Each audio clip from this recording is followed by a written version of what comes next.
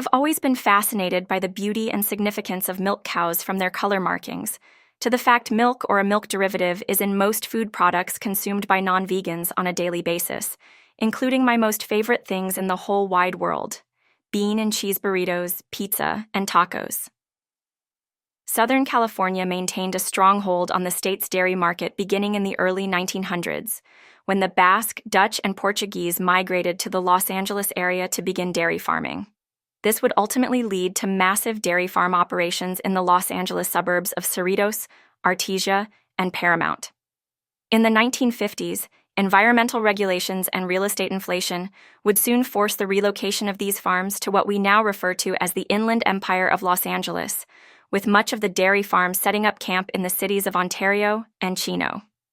The dairy industry would thrive in its newfound home of the Inland Empire, with many taking advantage of the 1965 California Land Conservation Act, also known as the Williamson Act. This designated 17,000 acres as the San Bernardino Dairy Preserve, much of which was in Chino and Ontario.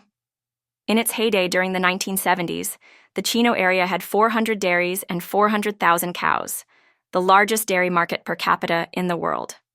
The dairy boom continued in the IE through the late 1980s, when swelling populations in Los Angeles and the Industrial Revolution ultimately saw the gentrification of the once protected dairy farmland, forcing farmers to relocate to Central California, Texas, and New Mexico.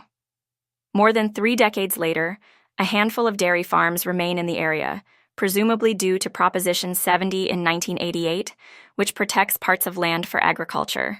GH Dairy remains in operation as one of the few dairy farms in the area. Interview with GH Dairy coming soon.